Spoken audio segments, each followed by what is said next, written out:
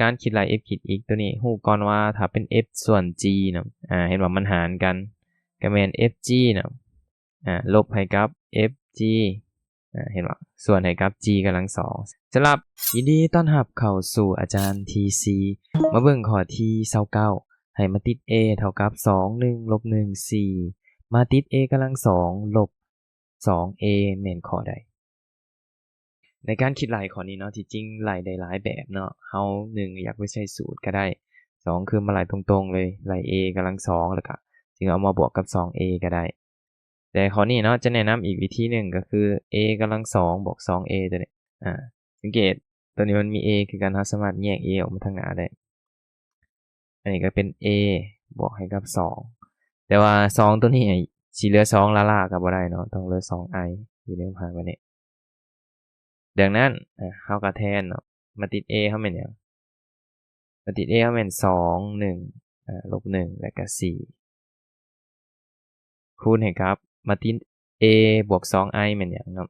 สำหรับ a บวก 2i นี่ให้ฮู้ไว้ว่ามาติด i เนาะมาติด i ที่เป็นขนาด2คูณ2ก็แม่น1 0 0 1แต่ว่ามันเป็น 2i แม่นบ่ดังนั้นตัวนี้ก็ต้องคูณ2เข้าไปมันก็ต้องคูณ2หมด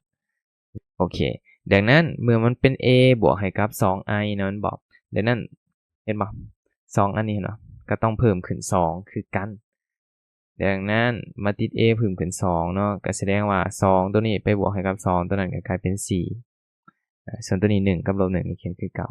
4ตัวนี้เพิ่มขึ้น2ก็กลายเป็น6อยู่ในวงหารแบบนี้ที่เหลือคูณตัวนี้ก็จะได้คำตอบแล้วการคูณมาติดก็เป็นแถวมันบ่คูณให้กับฐานหัวคูณหัวเนาะท้ายคูณท้าย2คูณ4ก็เป็น8อันนี้1คูณลบ1ก็ออกอยู่ลบ1เนาะเช่นเดียวกันก็เอาแถวตัวนี้ไปคูณให้กับฐานตัวนี้หัวคูณหัวท้ายคูณท้ายคือเก่าเนาะ2คูณ1ก็เป็น2 1คูณ6ก็เป็น6เอามาบวกกันเมื่อเฮาคูณแถวนี้หมดแล้วก็ย้ายลงมาคูณฐานเนาะแถวพวกนี้ย้ายมาคูณแถวตัวทั้งหลุมเนาะคูณฐานตัวนี้ลบ1คูณ4ก็ออกลบ4 4คูณลบ1ก็ออกลบ4ย้ายไปแถวต่อไปก็เป็นแถวตัวนี้ย้ายไปฐานต่อไปเนาะก็เป็นฐานตัวนี้ลบ1คูณให้กับลบ1ก็ออกอยู่ลบ1 4 6ก็24โอเคที่เหลือคิดไล่เนาะตัวนี้ออกอยู่7แม่นบ่ตัวนี้ออกอยู่8ตัวนี้ออกอยู่-8ตัวนี้ออกอยู่23สังเกตเห็นบ่ข้อที่ถูกต้องในที่นี้ก็แม่นข้อกโอเคเนาะสำหรับข้อนี้เนาะจากนั้นเดี๋ยวเราไปเบิ่งข้อต่อไปมาเบิ่งข้อที่30เนาะถ้าว่า f(x) เท่ากับโกด x ส่วนให้กับ1บวกให้กับ sin x f ขีด x เนาะเท่ากับเท่าไหร่สำหรับการคิดลาย f ขีด x ตัวนี้ฮู้ก่อนว่าถ้าเป็น f ส่วน g เนาะเห็นว่ามันหารกันก็แม่น fg เนาะลบให้กับ fg เห็นว่าส่วนให้กับ g กำลังสองสำหรับ fg ลบให้กับ fg ตัวนี้ก็อย่าลืมเนาะว่า f เราต้องไล่ตัวลงเทิงลบให้กับไล่ตัวทั้งหลุมพร้อมโอเคเมื่อเราได้สูตรแล้วเราไปเบิ่งโจทย์เนาะตัวนี้เรามี fx บ่เท่าก่อนนี้ดังนั้น f ขีด x ขอสังเกตตัวเทิงเนาะก็เป็น f เนาะตัวหลุมก็เป็น g ถ้าเทียบตามสูตรดังนั้นเขียนสูตรก่อนเลยก็เป็นไล่เทิงเนาะไล่เทิงก็เป็นไล่กด x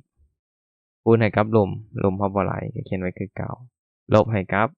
เอาตัวเทิงเนาะตัวเทิงก็เป็นกด x คูณให้กับตัวหลุมก็เป็น1บวก sin x เนาะขีดนั่นบ่ต้องไหลแล้วก็ส่วนให้กับหลุมกำลังสองที่เหลือคิดไล่ผลตำราของกด x คือบอกสังเกตเนาะผลตำราของกด x จะออกลบ sin ลบ sin x ผลตำราของ sin x ตัวนี้จะเท่ากด x โอเคที่เหลือเราแทนเลยผลตำราของโกด x ตัวนี้ออกอยู่sin ลบ sin x เนาะก็เขียนเป็นลบ sin x 1บวกให้กับ sin x ลบให้กับโกด x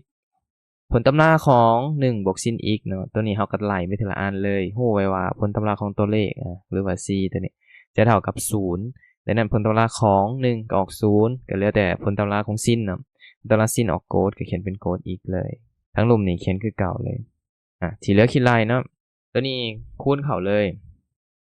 สังเกตเนาะตัวนี้ลบซินคูณให้กับ1ก็ออกลบซินแม่นเนาะลบซินตัวนี้ไปคูณให้กับ บวกซินตัวนี้ก็แม่นลบซินกำลัง2ตัวนี้โกดคูณโกดก็แม่นโกดกำลัง2อีกทั้งรวมก็แม่น1บวกซินอีกทั้งหมดยกกำลัง2อันนี้ฮู้ไว้ว่าเนาะฮู้ไว้ว่าซินกำลัง2อีกบวกให้กับโกดกำลัง2อีกตัวนี้มันมีค่าเท่ากับ1อันนี้เป็นคุณลักษณะมันเนาะดังนั้นเขาสังเกตเห็นว่าเห็นบ่ตัวนี้มันลบกันอย่างคือเขาดึงเครื่องหมายลบออกมาเนาะตัวนี้ก็จะกลายเป็นบวกแต่ด้านก้อนตัวนี้ก็จะกลายเป็น1เป็นบ่ดังนั้นเขาก็จะได้เป็นลบให้กับซินอีกลบให้กับ1อยู่ในหาแบบนี้1บวกให้กับซินอีกเนาะทั้งหมดยกกำลัง2สังเกตอีกเนาะเห็นเนาะถ้าเขาดึงเครื่องหมายลบออกมาอีกตัวนี้ก็จะเปลี่ยนเป็นบวกเห็นเนาะทั้งลุ่มกับทั้งเทิงตัวนี้คือกันเห็นเนาะมันก็จะตัดออกก้อนนึง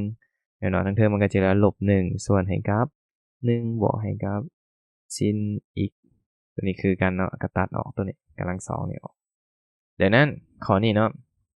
ข้อที่ถูกต้องเนาะในที่นี้ก็แม่นข้อเนาะลบ1ส่วนให้กับ1บวกซินอีกโอเคเนาะสำหรับข้อนี้เนาะดังนั้นเราไปเบิ่งข้อต่อไปมาเบิ่งข้อที่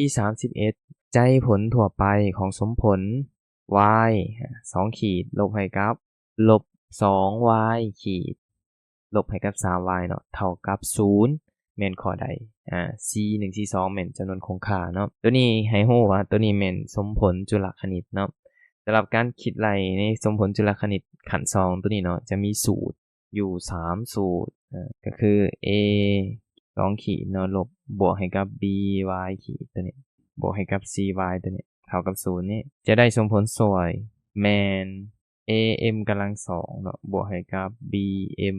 บวก c เนาะเท่ากับ0ตัวนี้เท่ากับไปแก้สมผลขั้น2ปกติก็ได้ค่า m ออกมาเมื่อเขาได้ค่า m ออกมา m1 m2 แล้วจะได้เงื่อนไขอยู่3เงื่อนไข1คือm1 m2 นั้นต่างกันเนาะถ้าว่า m ต่างกันในที่นี้เขาจะใช้สูตรเนาะสูตรใจผลทั่วไป y เท่ากับ c1 e m1 x บวกให้กับ c2 e m2 เนาะ x เงื่อนไขที่2ถ้าว่า m1 กับ m2 นั้นเท่ากันหมายความว่า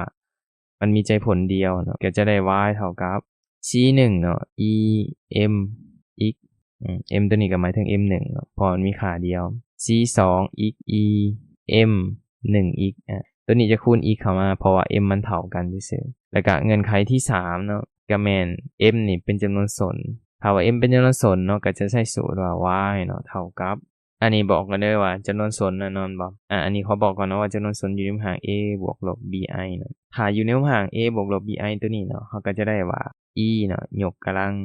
ax เนาะคูณให้กับ c1 เนาะโกด bx บวกให้กับ c2 sin เนาะ bx ใจผลจะอยู่ในรูปหางแบบนี้โอเคเนาะเมื่อเฮาฮู้สูตรแล้วเดี๋ยวไปเบิ่งโจทย์เฮาเปลี่ยนมันเป็นสมผลซอยก่อนเนาะก็จะแม่น m กำลัง2เนาะลบให้กับ 2m 3นี่เท่ากับ0สังเกตข้อตัวนี้มันสามารถแยกส่วนคูณได้เฮาก็แยกส่วนคูณก่อนจะได้เป็น m m เลขยังคูณกันออก3เนาะลบกันออก2พอตัวนี้เป็นลบเนาะก็แม่นลบ3แล้วก็1เนาะบวก1แม่นบ่1คูณลบ3ออกลบ3เนาะบวกกันก็ออกลบ2เขาก็จะได้ m อยู่2ค่าm เท่ากับลบ1กับ3สังเกตเนาะเห็นบ่มันจะเป็นใจผลต่างกันก็ตกอยู่ในกรณีที่1แม่นบ่ได้ใจผลโดยทั่วไปเนาะ y เท่ากับ c เนาะ1 e m1 ก็เป็นลบเนาะลบอีกเลยพอมันเป็นลบ1บวกให้กับ c2 e m2 ก็เป็น3เลย3อีกก็ตอบอยู่ในรูปหางแบบนี้ดังนั้นข้อที่ถูกต้องในที่นี้เนาะก็แม่นขอเนาะ c1 e ลบ x บวกให้กับ c2 e 3 x โอเคเนาะดังนั้นเราไปเบิ่งข้อต่อไปมาเบิ่งข้อที่32เนาะให้เซ็นชื่อ L1 เนาะ x เท่ากับ1ลบ t y เท่ากับ2ลบ t z เท่ากับ3บวก 2t L2 เท่ากับ x L2 เนาะ x เท่ากับ 3t y เท่ากับ1บวก 2t แล้วก็ z เท่ากับ2ลบ t เนาะซึ่งว่า t ตัวนี้นอนในจำนวนจริงระยะสั้นสุดของ2อันนี้ L1 กับ L2 นี่เท่าไหร่สังเกตเนาะระยะสั้นสุดหมายถึงอย่างหมายความว่า2เส้นตัวนี้มันจะบ่ตัดกันเนาะมันก็จะอยู่ในคนละแผ่นเพียงดังนั้นระยะสั้นสุดก็หมายถึงระยะตัวนี้เนาะที่มันต่างจาก2อันนี้ แต่นั่นจากที่เราฮู้เนาะ2อันนี้เนาะ L1 ตัวนี้มันจะมีเวกเตอร์กำหนดรวงเวกเตอร์กำหนดรวงหมายความว่าก็จะแม่น v1 เนาะเวกเตอร์กำหนดรวงเนาะของ L1 เขาจะให้เป็น u ฉะนั้นก็จะแม่นสัมประสิทธิ์เนาะหน้าที่เห็นบ่สังเกตสัมประสิทธิ์หน้าที่ของ L1 มีเลขอย่างนั้นก็มี-1เนาะ-1แล้วก็2เช่นเดียวกันตัวนี้ L2 สัมประสิทธิ์ของหน้าที่เนาะสัมประสิทธิ์หน้าที่ของ L2 เนาะเขาจะให้มันเป็น v ฉะนั้นก็มีตัวภาษาเนาะเป็น3เนาะ2แล้วก็-1นี่อันนี้แม่นเวกเตอร์กำหนดรวงสังเกตเนาะสูตรมันนอนบอกเราต้องไปหามาว่าเม็ดตัวนี้2อันนี้ให้ตัวนี้เป็น a ซะให้ตัวนี้เป็น b ซะเนาะแม่นเม็ดผ่านของ2อันนี้เนาะมันจะมีสูตรว่า d เนาะเท่ากับขนาดของเวกเตอร์ab ดอทให้กับเวกเตอร์ u cos v ส่วนด้วยขนาดของเวกเตอร์ u cos v ตัวดอทกันนี่มันออกเป็นตัวเลขเนาะดังนั้นตัวหนังเทืองมันจะเป็นค่าสมบูรณ์มันซื่อๆแต่ด้านก่อนอื่นเมื่อเราไปหามาก่อนว่า u cos v นี่เท่ากับเท่าใด u cos v หมายความว่าผลคูณมีทิศเนาะของเวกเตอร์ตัวนี้เท่ากับเท่าใดการซอกหา u เนาะ cos v ตัวนี้